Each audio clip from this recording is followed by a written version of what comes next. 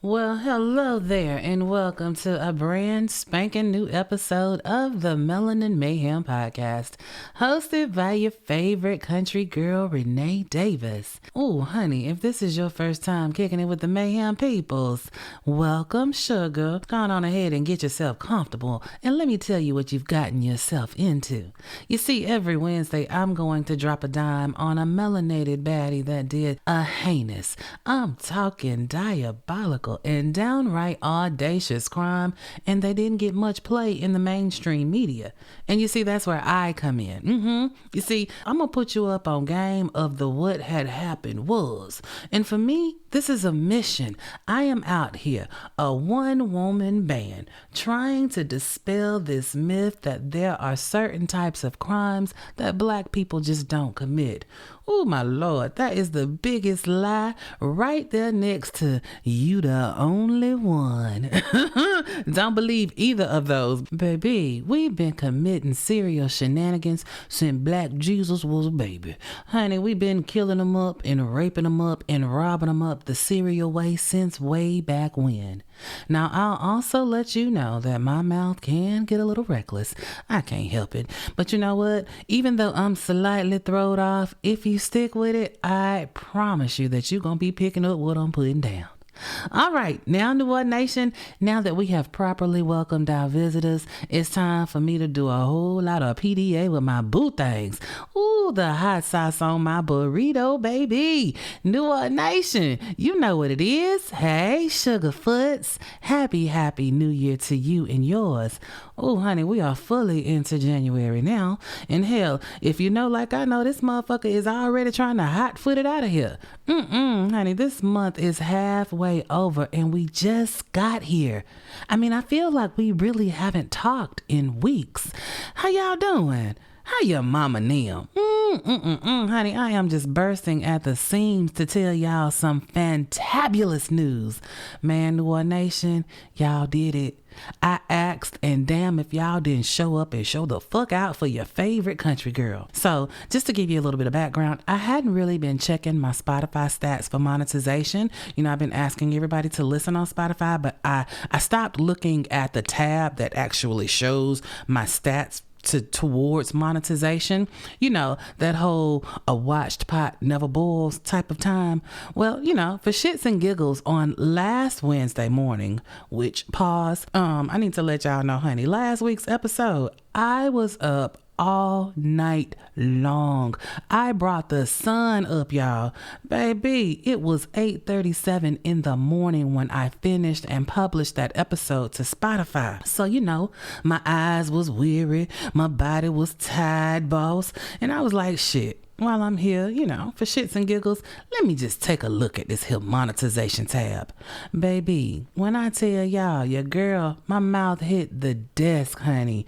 You see, they have this little thermometer looking thing that's colored in to show you how close you are to fulfilling all the requirements. And for months, that mother sucker had been at the halfway point and just would not budge. But oh my Lord, honey, on Wednesday morning last week, that mother sucker was completely filled in. Y'all, I started crying. I mean, I'm tearing up right now. Oh my gosh. So overcome with emotion. Y'all blew my metrics out the water. And there it was, the button to click to apply for monetization.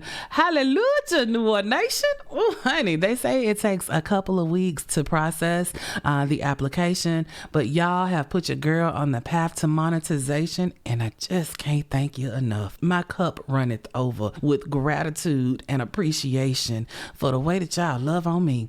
Now, I'm not trying to cry because, you know, Virgos, we hate that shit, man. But, you know, I just can't help it. My heart is just so full because I asked. All I did was ask. And y'all did that. And all I can say is thank you, thank you, thank you, thank you, thank you. And don't stop. Right. Don't stop what you're doing. Okay. Enough of the mushy stuff. We got business to attend to. In other church announcements, don't forget your tickets to the Girls Night In, the Galentines crime show with me and my Virgo twin. Y'all know my girl Tiffany from Melanin Mysteries. If murder is your ministry, we gonna get you right and have a good time while we doing it for Galentine's Day. Tickets are available on Eventbrite, and the link to the event is in the show notes as well as on all of the social media pages for Melanin Mysteries and Melanin Mayhem. Okay, I think that's all I have for church announcements today. So on to the reason y'all show up so faithfully. Yeah, I gotta tell you, I'm feeling a bit under the weather today. I just got home from work. It's literally like 1:04 in the morning, Tuesday morning, right after midnight, Monday night. And your girl is run down. I truly feel like I carried that car on my back all the way home. But you know what? I'm gonna press through with pride, but woo, something up in here is not right. I'm gonna need some multivitamins or something. My ladies of a particular age, let your girl know what I need to be adding to my supplement game, because I don't do supplements or anything like that, but clearly I need something, because I feel like I've been rode hard and hung out wet. Shit. Woo, honey. But anyway, now let's get on to the reason that y'all show up so faithfully. We got us a mayhem maker to drag, and baby, this motherfucker today, woo, child. When I say audacious, baby, I mean that with my whole ass chest. The nigga we gonna talk about today had DC shooketh. Maybe not the entirety of DC. It was really just two neighborhoods that he went in doing the most negacious, trifling, and downright diabolical killations. I mean, it wasn't no rhyme, it wasn't no reason. Just a MO that was giving all sorts of big dick energy. I mean, this motherfucker was riding around and getting it. He was using his car to roll up on unsuspecting people and blow their minds and their backside. And I ain't talking about in a good way. The good blow your back out? We ain't talking about that. I need you to imagine this. You are just walking down the street, minding the business that pays you, and somebody pull up on the side of you, and the next thing you know, you looking down the barrel of a shotgun. Ooh, I know, I'm clutching my pearls too, but baby, wait till you hear how this shit went down. So, without further ado, dragging to the front of the congregation, this week's Melanin Mayhem maker is Mr. James Edward Swann. That's Swann with two N's. James Edward Swann Jr., a.k.a. the Shotgun Stalker.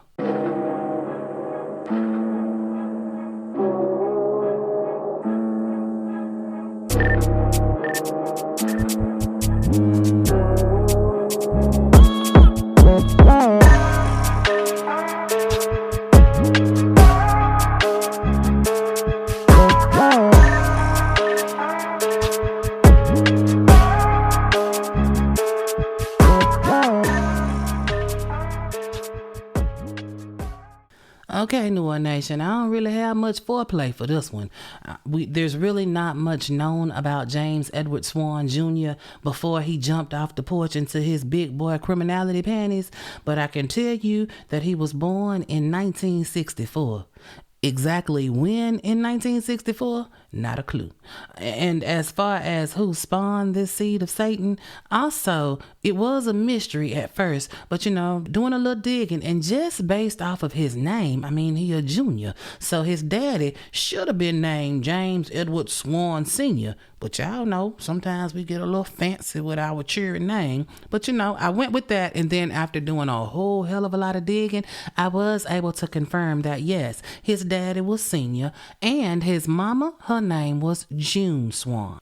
James was raised up in Iceland, New Jersey, and he had a sister. It was just the two of them, the siblings from James Sr. and Miss June. Now, his mama say that James had been crazy since the late 80s, and Senior, his daddy, he said that he used to discipline Junior by whipping him on the soles of his feet, just enough so that it hurt, but not enough to leave a mark. Senior, I don't know if anybody told you, because you know back in the 80s we was trying whatever need to be tried, but I need you to understand that you cannot beat the cray out of motherfucker. It's not gonna happen. But you know, they tried. They worked with whatever they could, and Mama and Senior, they did try to get their son some help. But you know, by the late 80s, James was a whole ass adult and they couldn't make him do anything. And James, when asked, baby, he politely declined to get with them shrinks. And so since he was a teenager, he was one twisted pixie. Baby, they said James would just be talking to himself. Just bust out and have a full-blown conversation with himself and then just start laughing out loud at some slick shit that himself said to him. Ooh, yes, honey, that elevator don't go all the way up. So, you know, they being his family, they tried to help him however they could. Like, he lived back and forth between his mama and daddy house and his sister's spot. James would work a little bit, usually as a security guard. But, ooh, child, security? The crazy nigga gonna secure the spot? Yeah. So what that tells me is that for a time, James had at least some semblance of control over his mental illness. I mean, he was able to sit through a job interview of some type and work a job schedule. Now, he wasn't employee of the month by any stretch of the imagination, and there was a plenty of job hopping. I mean, once Janky James showed up for work, you know, having public meetings with his board of directors in his head, they would just tell him, you know what, bruh, your services are no longer needed. Sir, you are scaring the peoples. Security guards supposed to make a motherfucker feel safe. You know, secure. It's in the name.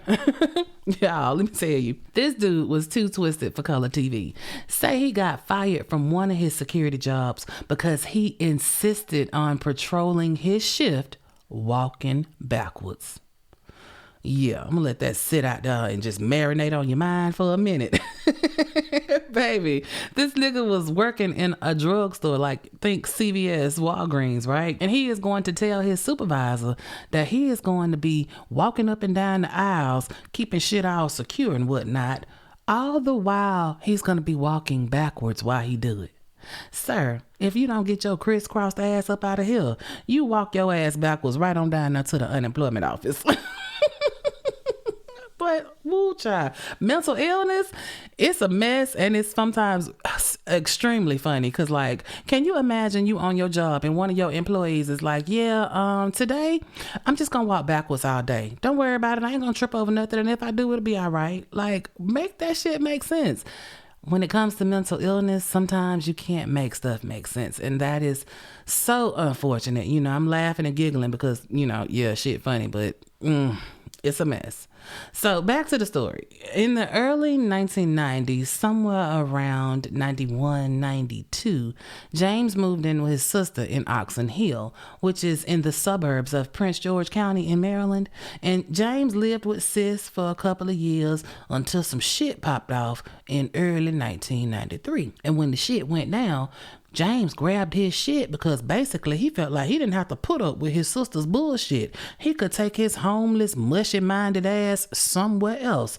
And so at this point, James began to couch surf between relatives and friends and renting hotel rooms within the New Jersey, New York, Philadelphia area, right? And it is also around this time that the voices in his head started telling him that he needed to handle some wet work on behalf of the late great Malcolm X.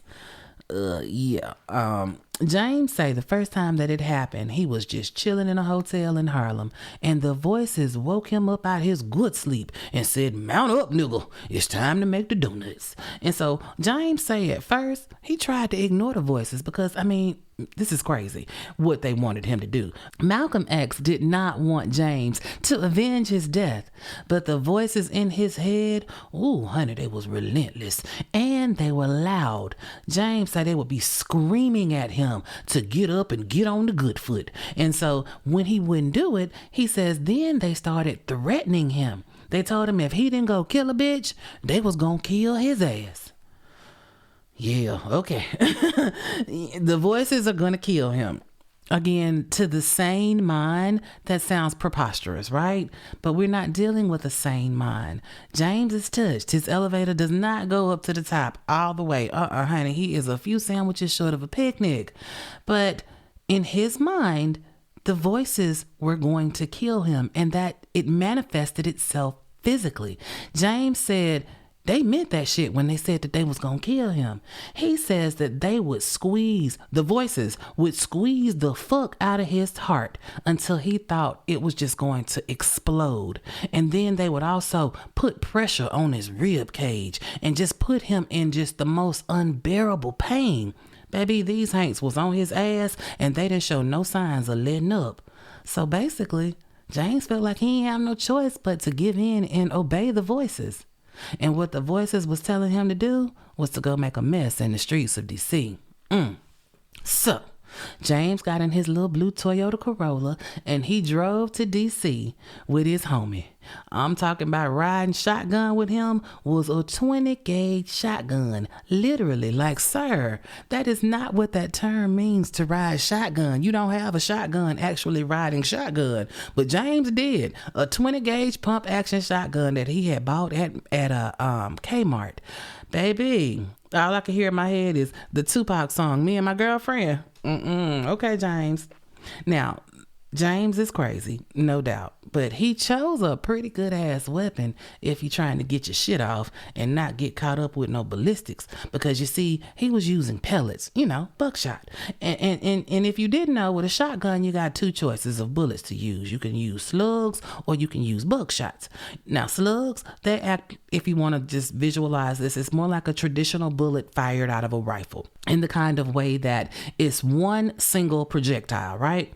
But with a shotgun slug, when it hits you, oh baby, it can leave a hole big enough to drive a truck through. I'm talking massive, right? Whereas buckshot, it's kind of like shooting a whole bunch of marbles at the same time.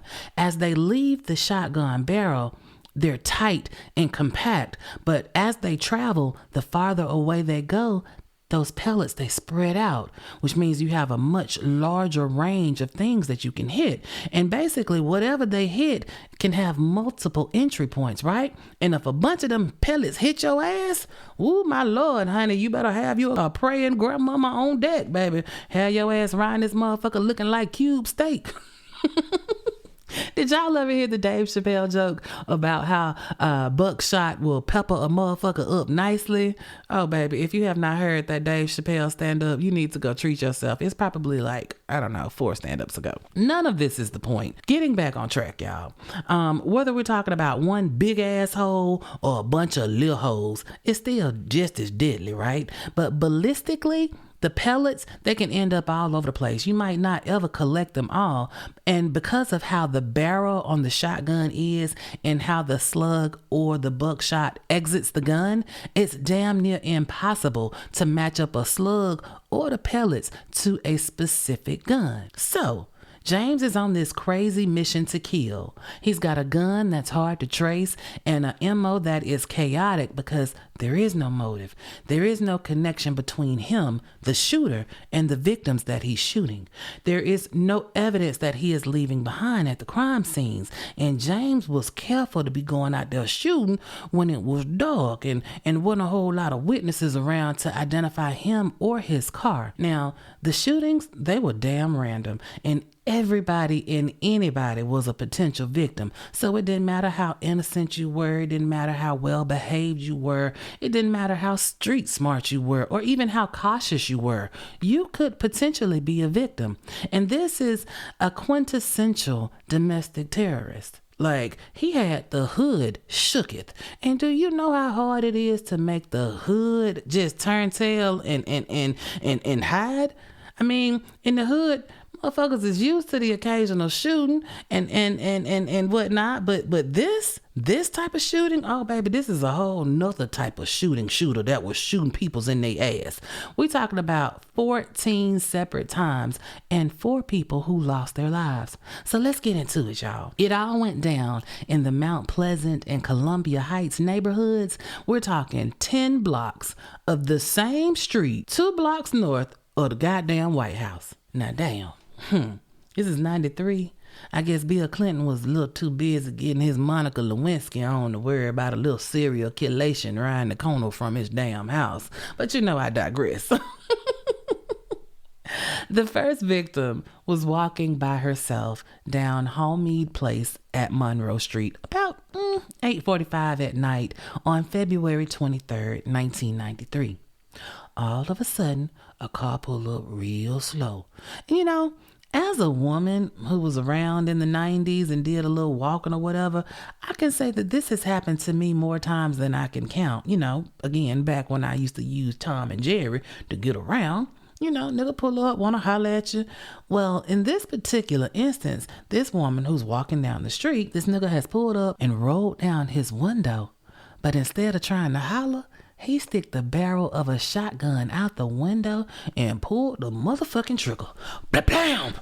Baby, potential victim number one must have had a praying grandmother, cause the motherfucker missed. But baby, old girl took off like Shikari on that ass. She was not gonna wait around to get this motherfucker a second chance to make her a memory. When she got away, she called the police and reported that somebody had just tried to shoot her with some type of gun. She wasn't sure if it was a pellet gun or a BB gun or what, but peep this.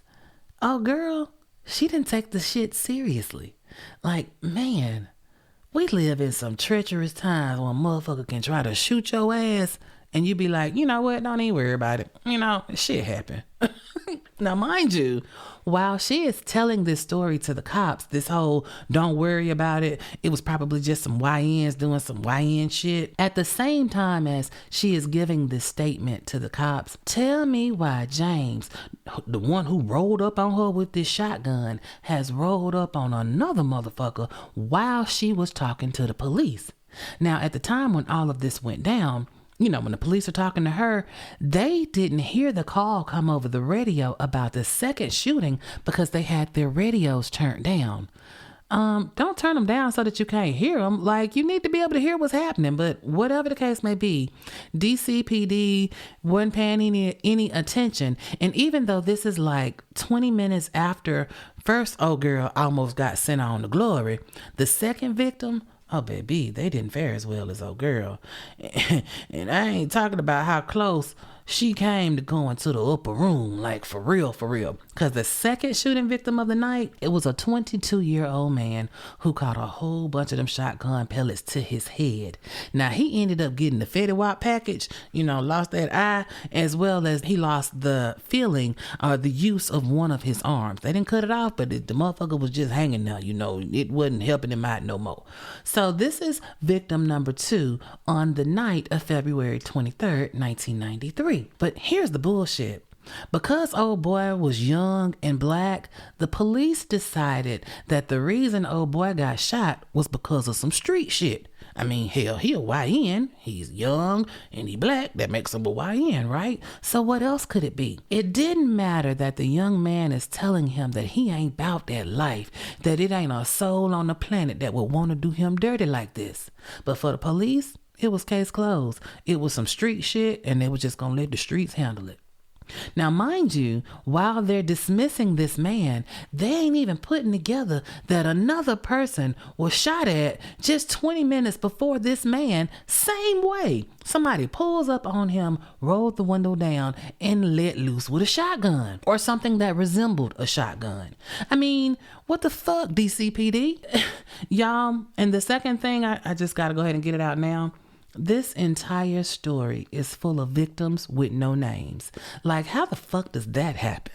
I'm going to tell you how. The majority of James's terroristic activities took place in the hood. And I'm going to just leave it like that. But you know what? Let me just keep it moving, all right? Legit, though, it would be a whole month before any police officer would look at the call log for that particular night and realize, oh, wait a minute. Somebody else got shot too. Ooh, the incompetence of it all. Well, 3 days later, another sus shotgun shooting goes down. This time, y'all ain't gonna believe this, honey, at a barbershop. Yeah, honey. On February 26, 1993, James bust up in a barbershop and popped a cap well, wait a minute, he using shells and not slugs, so that's not actually factually correct. Let's put it like this. James rolled up on the barbershop, pulled out the pump, and James' pussy punk ass pulled the plug on a nigga that was trying to get a shape up. Like, what in the entire fuck? The police are called, right? Of course you do. I mean, when somebody make a mess in the barbershop like that, of course the police are going to be called. The family, they are there on the scene, and they are distraught, y'all, because who goes to get lined up and end up with a fatal skippity pap pap pap, right? Fam is trying to tell the police that they gotta do something, that their family member is not about that life. But DCPD was on some fuck that shit, because the barbershop was in the hood. This must be some hood shit. And so as such, they still ain't taking it seriously. And I know this because I can't find anything on this shooting victim. Not his name.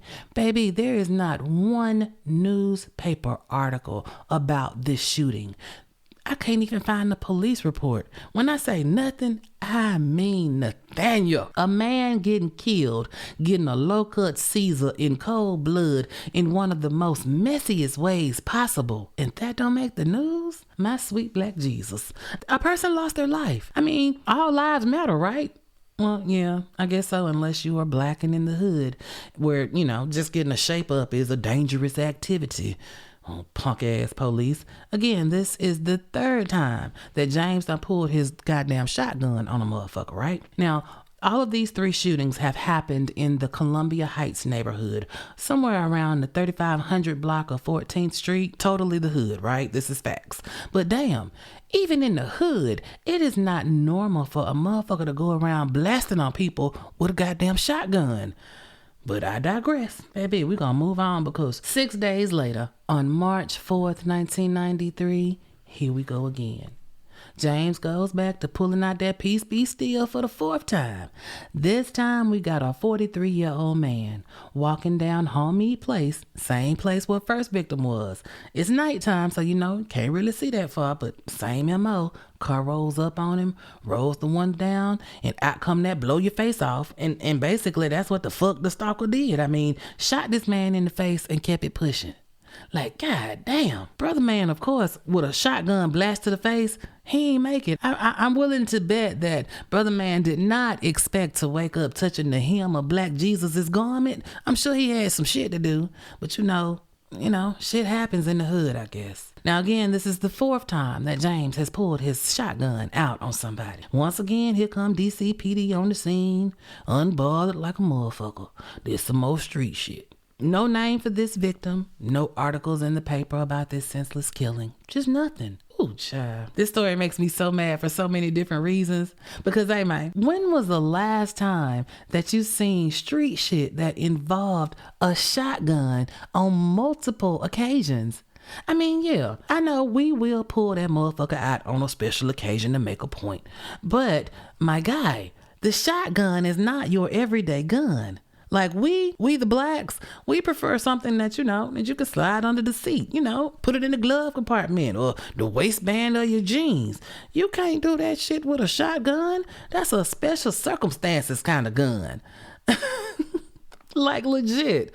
I have 2. I love a shotgun for home protection. Like that's my go-to gun for just protecting the house, right? You ain't got to be surgical with a shotgun, especially when you're using buckshot. If somebody busts up in your shit in the wee hours in the morning, waking you up from a peaceful slumber, you still got sleep in your eyes, you still halfway in your dream. All you need to do is just point that shotgun in the general direction of the noise and understand when you ratchet that thing, that everybody know that. Baby, peace gonna be still. Cause that's the universal sound of you done fucked up, right?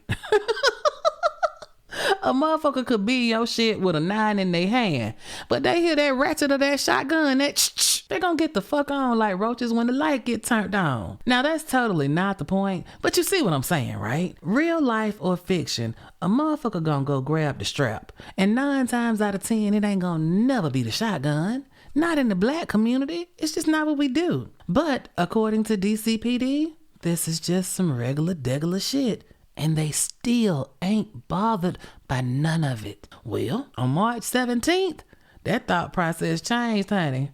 Now, mind you, up till this point, 5 shootings in, all of these shootings have gone down in the Columbia Heights neighborhood, aka where the niggas reside, Well, this next shooting, it takes place in a gentrified neighborhood called Mount Pleasant. Yeah, honey, that night a woman was shot. She was hit with a shitload of shotgun pellets by a nigga in a blue or green compact car. Now at this point, DC police is like, wait a motherfucking minute. We might need to find out who just did this terrible crime. And then they was like, well, wait a minute. Do y'all think them shootings in the hood might have had anything to do with this shooting tonight? I mean, there was a shotgun involved. Maybe, just maybe they're connected. You mean, that might not have been some hood shenanigans them other 4 times when somebody pulled a shotgun out and shot the shit out somebody? Well, maybe. But the issue here was this 5th victim was melanated as well. Yeah, old No Name might not have been in the hood per se because she was in Mount Pleasant. But, the thought process then was, well, maybe some hood shit followed her to Mount Pleasant, right? All I can say is incompetence at its finest, I tell you. I mean, it take 5 motherfucking shotgun shootings for somebody to think that all of this is tied together. Because even with all of this similarity, they are still trying to push this narrative that maybe the 5th victim was just in the wrong place at the wrong time. Now, some of y'all might be like, nay, maybe you just overthinking this. Maybe the popo was working hard behind the scenes to figure out who was pulling that pump out willy-nilly. Yeah, no, New Orleans Nation. Up until now, understand, no names have been mentioned. But baby, then came victim number 6. And my, how the shit changed. March 23rd, 1993. The killing of Elizabeth Bessie Hudson. Now, we know her name because she is a card-carrying member of the Pale People's Posse. Yo, Bessie was shot in the face with that shotgun while she was out walking her dogs in an alley on Park Road in Mount Pleasant the night of March 23rd, 1993. Now, where Bessie was, this is a long way from anything that has the propensity of some street shit popping off. Like we are squarely in the we don't do that shit over here territory. I mean, this is where they put the gent in gentrification. Starbucks, not street shit, right? For victim number 6. And also, I need you to understand what I just said. I got this victim's whole government name. Like, I was able to find all kinds of stories about Miss Bessie. I know her peoples. I know that her brother wrote a letter to the editor and roasted James pussy punk ass. I know where they laid Bessie to rest. I know who was at the funeral. I know when the repast was. Shit, I even know that one of them dogs that she was walking belonged to her mama and them. I mean, the contrast between victim number 6 and victims 1 through 5, even though Bessie is the second person to die, still, they're victims of a violent shooting. Surely that is worth a name being mentioned. Like, I should not have to say victim number 1, victim number 2, when I got Elizabeth Bessie Hudson's whole goddamn name out here. But all I can say is just imagine it. 6 human beings have been tried by a shotgun-toting motherfucker.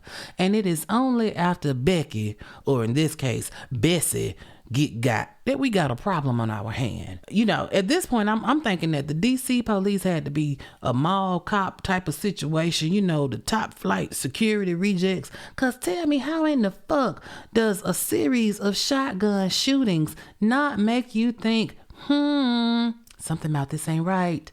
I mean, I get it. I know gunplay in our country is a real thing. But even if you were to tally up all the gun-related incidents that happen on a daily basis, and you gonna get all kinds and mannerisms of guns, handguns, 9mm, 357s, 380s, 25s, 44s, revolvers, and of course there are a few semi-automatics sprinkled in, a couple of rifles, somebody done pulled out the AR, the Draco or whatever, but In all that gunplay, what you normally don't find is shotgun shells. That's not the gun of choice for street nigga shenanigans. And I am specifically calling out street shit because when these shootings in DC were happening, every time somebody got shot or shot at, DC police said, this ain't nothing but street shit doing street shit. Drug deals is probably going wrong. Somebody disrespected somebody, and so the disrespectful behavior is being addressed. That type of thing. Gang initiations.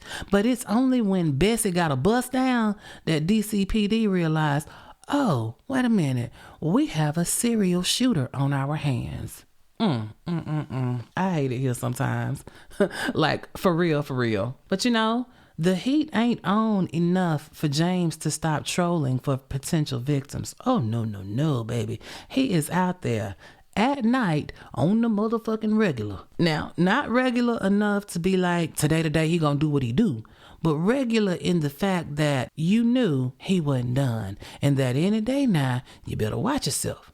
And about 12 days later, after Bessie got that bust down, he was back on that bullshit. On April 4th, 1993, another woman walking on Homemeade Place at night, a blue or a green compact car rolls up on her, rolled the window down. But baby, old girl understood the assignment and noped out of there with the quickness. James did shoot, but he missed her. So victim number 7 walked away without a scratch. But of course, again, let it be known that, hey, the shotgun stalker just came at me, right? It's ironic that for a motherfucker that's a few sandwiches short of a picnic, he doing all right in his criminalistic endeavors. I mean, I know motherfuckers that have done less and got caught much quicker. Well, I'm thinking James must have been feeling himself a little bit, right? Because he getting away with all this dirt. Because on the next episode of Shotgun Shenanigans with a Sociopath, this nigga did some real, I like to call it, nanny boo boo type of shit. It's April 6, 1993, and there's a 32-year-old woman walking down the street at night, not too far from Homemeade, and a man in a compact blue car cuts her off as she is crossing the street.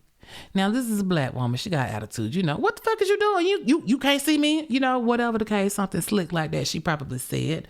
Not understanding that, there is a dude running around here in a blue or green compact car shooting people with a shotgun. Maybe don't want to just pop off at nobody, but somebody almost run you over.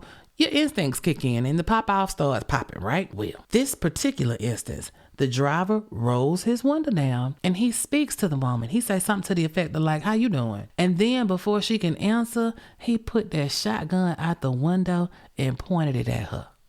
Now, old girl is shook. Like she is frozen in fear because like, what are you gonna do? Baby, tell me why this nigga James say April Fool and then pull the fuck off.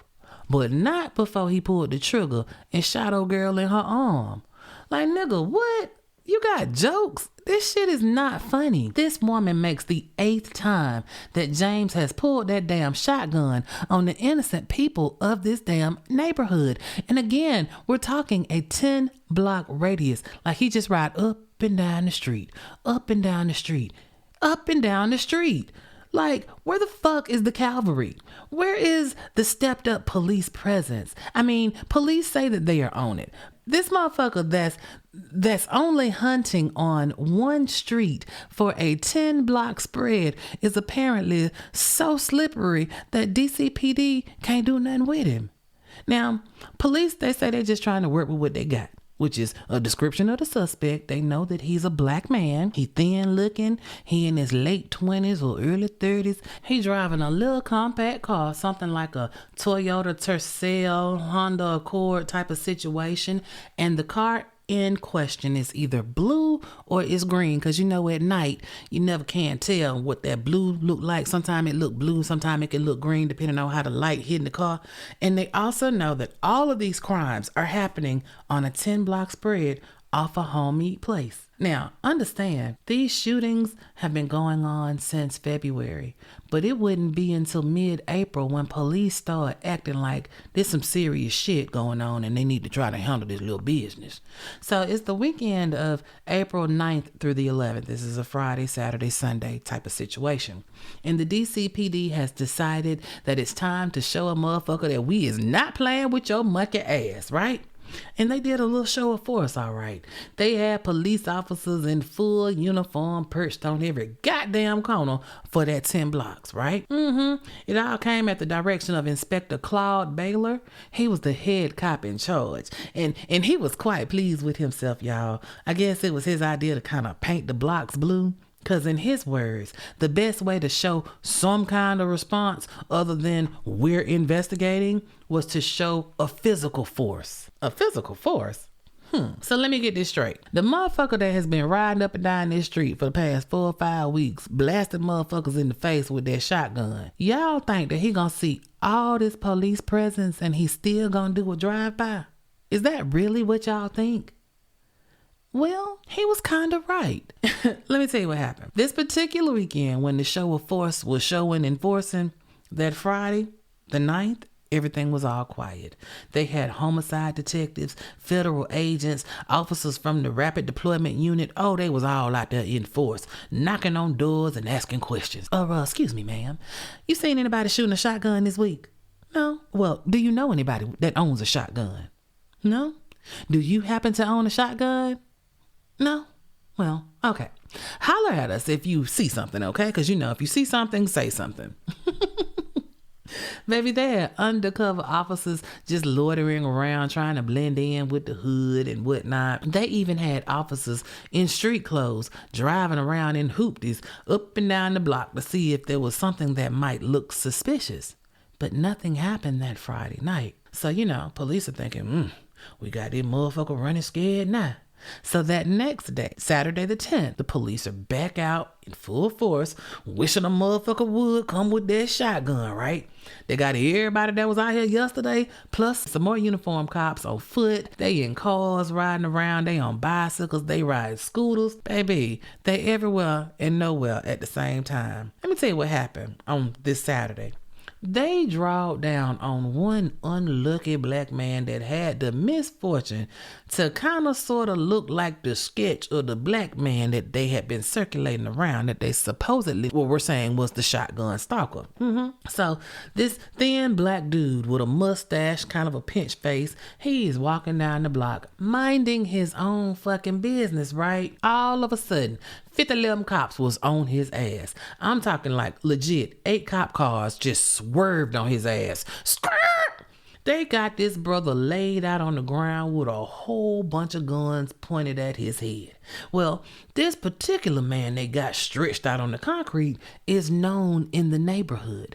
And the peoples, they're coming up to try to tell the cops that, hey man, you got the wrong motherfucker. You know how it is when the hood come out and try to explain something to the cops. In my mind, I can hear them saying, hey man, that's Black Tony. He live here.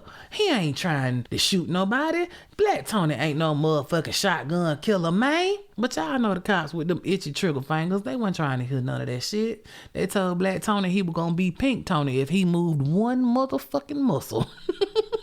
And baby, Black Tony understood the assignment and didn't even breathe while he was on that goddamn grind. Probably down there thinking, you know what? I knew I should have stayed my ass in the house. True. So, while all this is going on, a homicide detective named Carl Gregory, he come hauling ass from the command post because he done heard that it looked like we got our man. Only to find out that this ain't the nigga we looking for. He look at Black Tony ID or whatever this man name is and he see that, Black Tony, he do live in this neighborhood. And Black Tony ain't got no goddamn car. Plus, the peoples is still out there trying to tell them that this man ain't the goddamn killer. Poor Tony. Because in addition to all these guns pointed at him, he got cameras pointed all in his face too because it's 3 news stations camped out on this street waiting on the Shotgun Stalker to show up. I mean, it sounds like they was having a whole ass block party going on. Like legit, the only thing missing was a DJ and Unc on the grill and some Jesus slippers. Like legit. Well, After that, they let Black Tony go, right? But they tell him, like, hey man, we got our eyes on you, my guy. Don't fuck around and have us come back and snatch your ass up, because you know we will.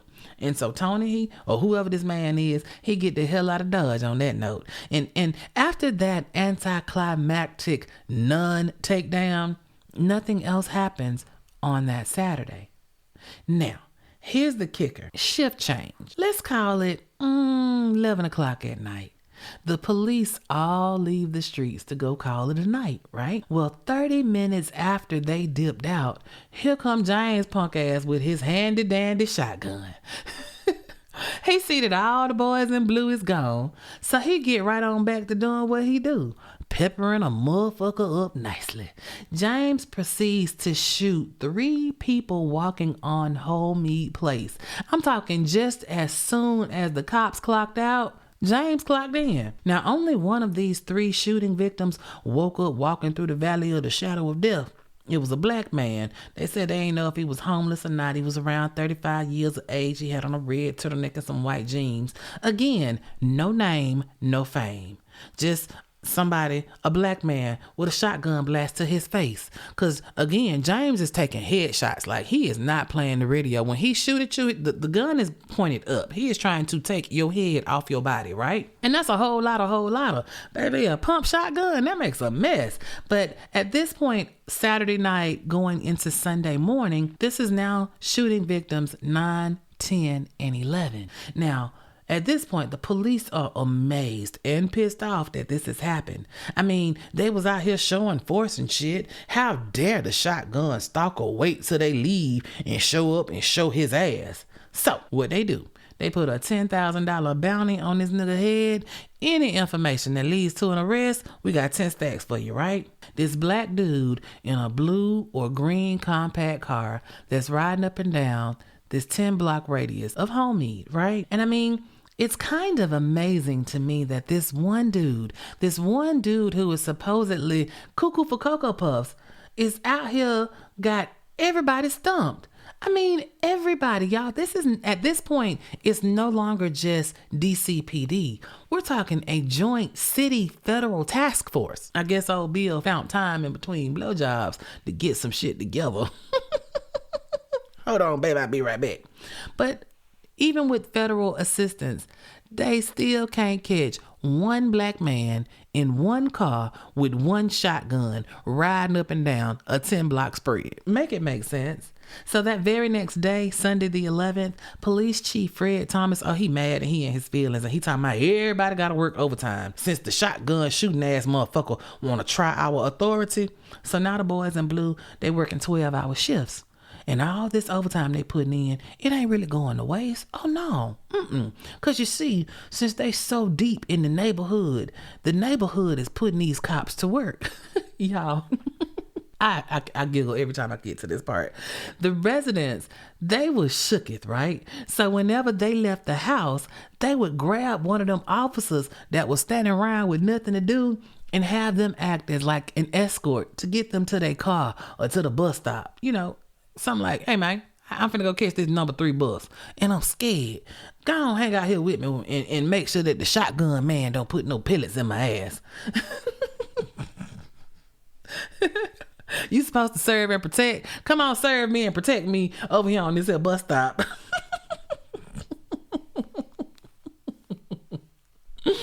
Of course, the Salt Gang, baby, they was happy as hell to see all these officers, baby. And it's crazy because I'm reading reports of this in the newspaper. These people are telling the police officers, hey, if you need something to drink or you need to use the bathroom, just come in my house. I'll leave the light on and the door open for you, okay?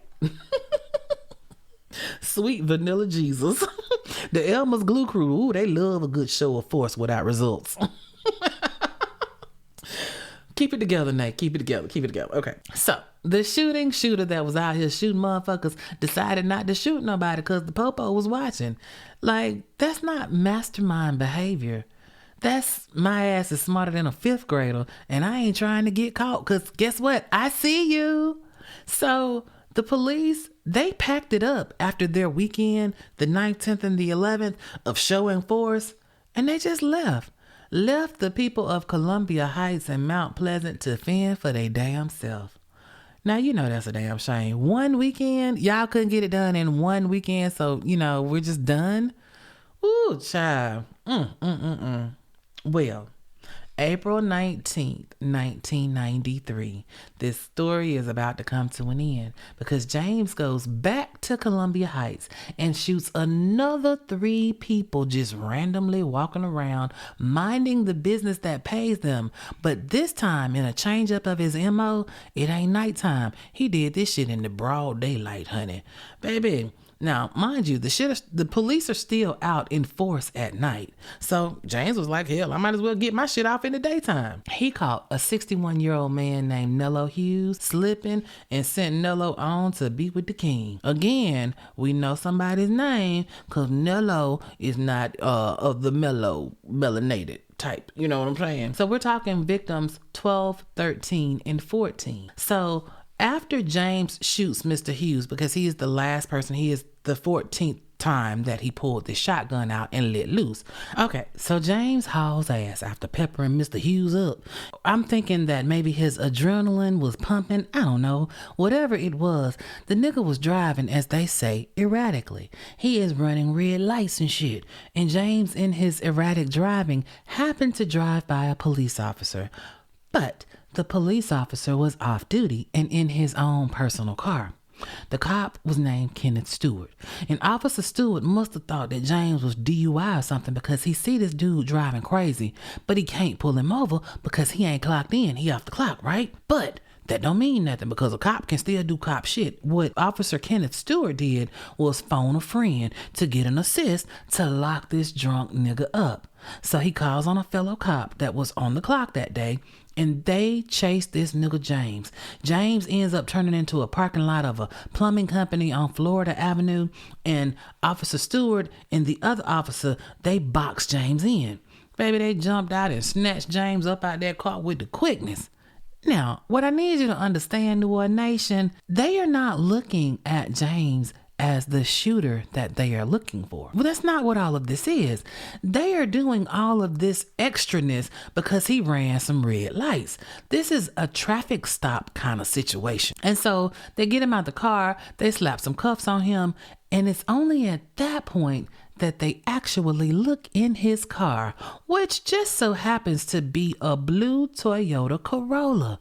And in looking in the car, they see a shotgun on the back seat, and that motherfucker still smoking because Mr. Hughes just caught that work just a few minutes ago. Again, it is only at this point that light bulbs start to go off.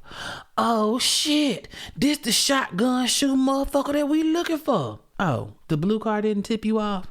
Like, for real? Man, DCPD, I gotta say it. Y'all was trash in the 90s. Alex Cross would be so disappointed. I pray that y'all are a much better police force now. Ooh, please and thank you. Well, we about to wrap this thing on up real quick because in September of 1994, James goes to trial. And I gotta tell y'all, I found a new word while researching this case.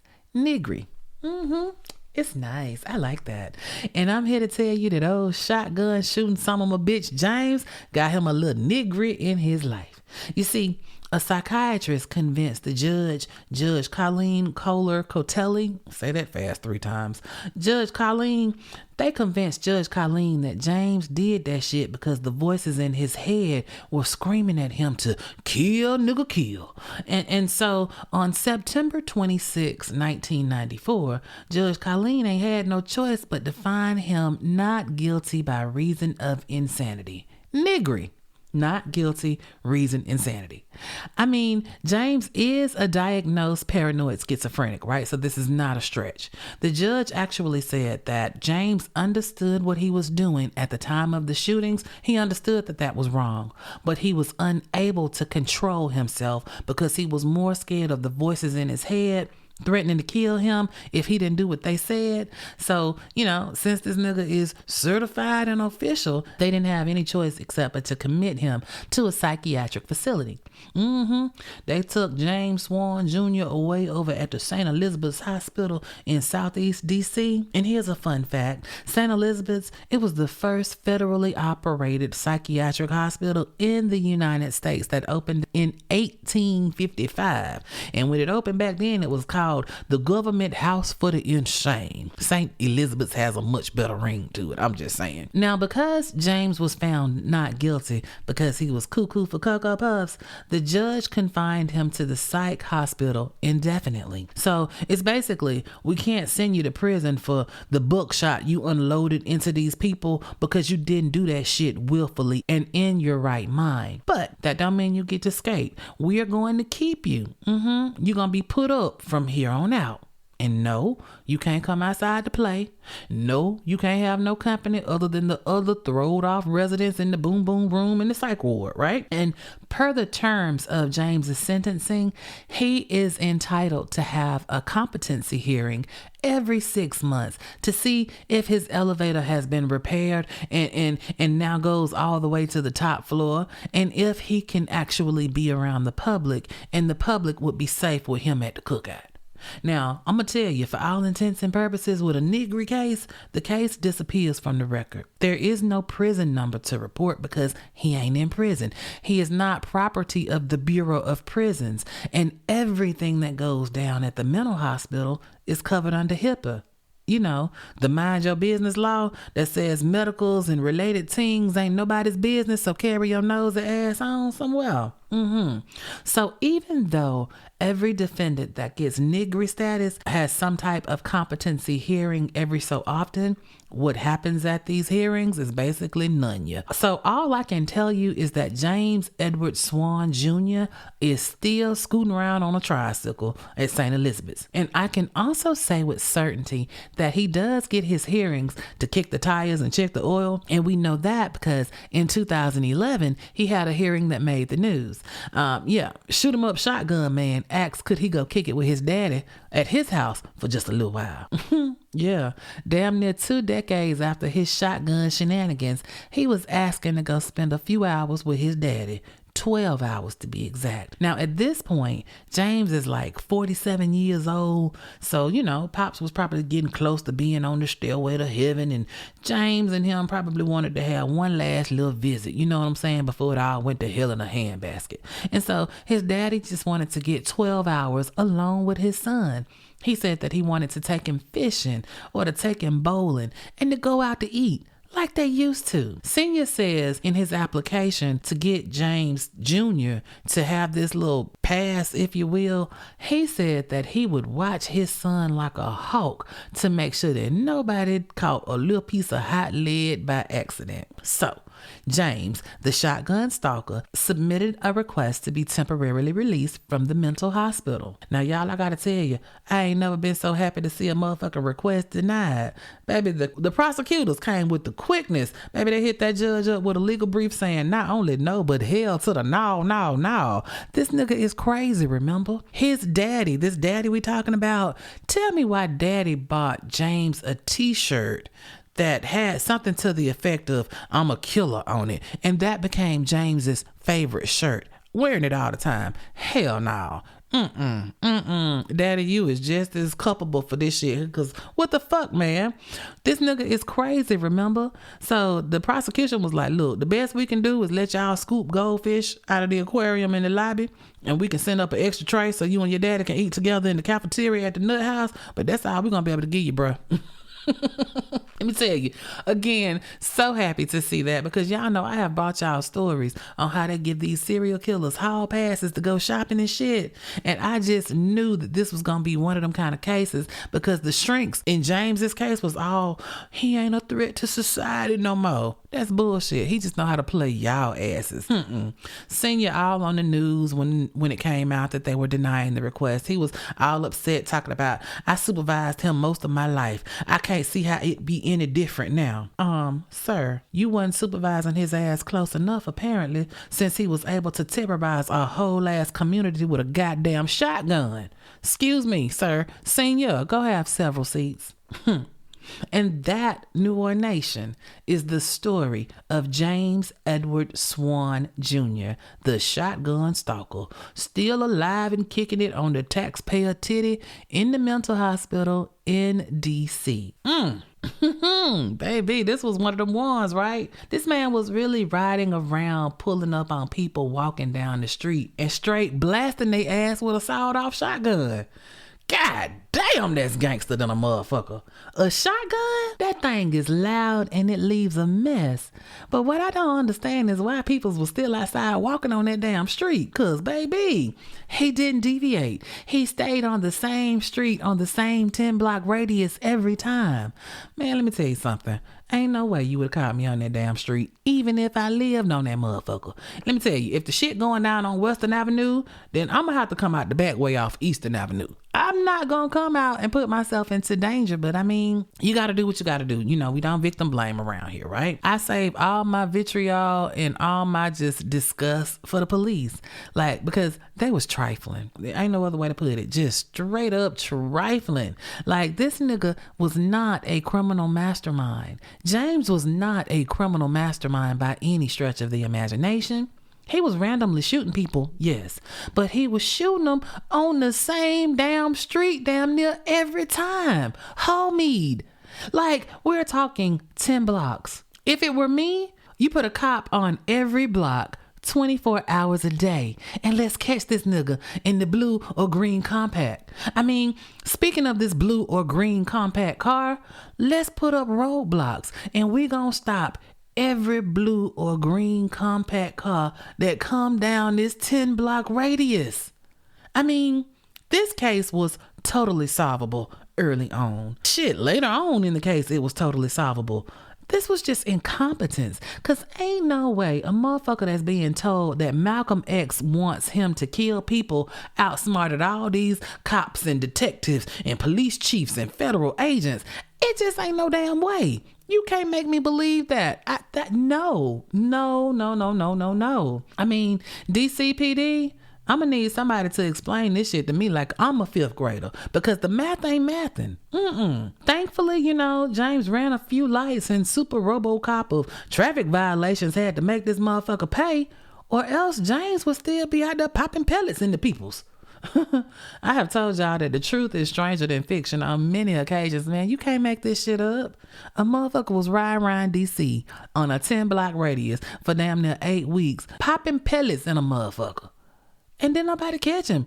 He basically caught himself. I know, you know, mental illness is a motherfucker, and James Swann Jr. was factual nuttier than squirrel shit. Like, I know that he couldn't help what he eventually ended up doing, but I gotta wonder if there were signs. Like, what was that little argument that fucked up the church's money with his sister? Was he talking about laying folks out? And because he was talking reckless, she told him to get the fuck out of her house with that bullshit? I mean, did James say something while he was couch surfing? I just feel like with our mentally challenged family and friends, we got to start saying something when we see something, when we hear something. Because sometimes they really will make good on the shit that they be talking.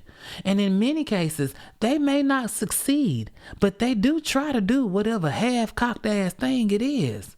We are our brother's keeper when their minds are warped.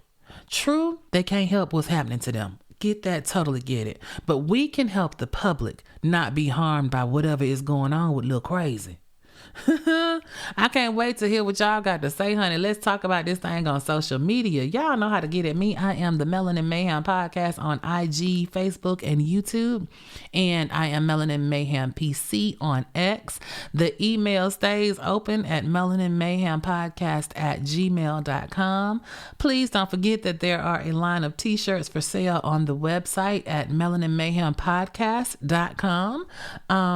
Yeah, I'm still working on that merch. Don't y'all look.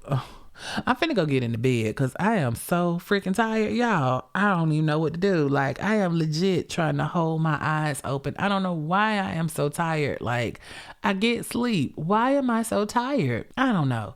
But I got to give this week's New Orleans Nation shout out. And this week it goes to C Brown 109, who left a review on Spotify on part 4 of the Samuel Little Files. C Brown 109 said, thank you to my favorite country girl for covering my favorite, you know what I mean, serial killer during my birthday month. I'm from Georgia, Albany to be exact, so I'm always fascinated by a little hometown horror. Samuel Little was terrorizing black women for decades and the world was none the wiser. Keep doing your thing, honey, cause it's a necessity. Yes, boo, I feel that. The country girl is out here fulfilling a void in the marketplace. Bringing you the stories is infotainment sugars.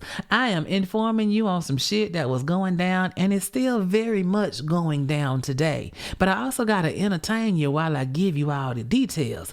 It's a dirty job, but somebody got to do it. And I thank you, C Brown 109, for listening.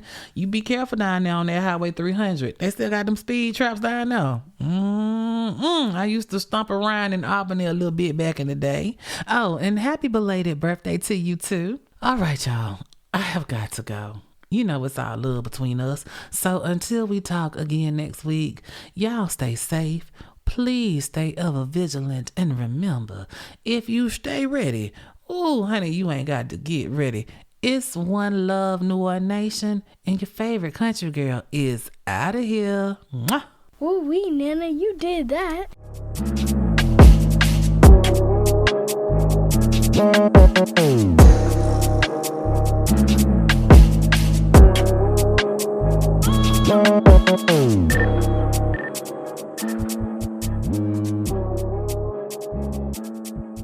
Wow.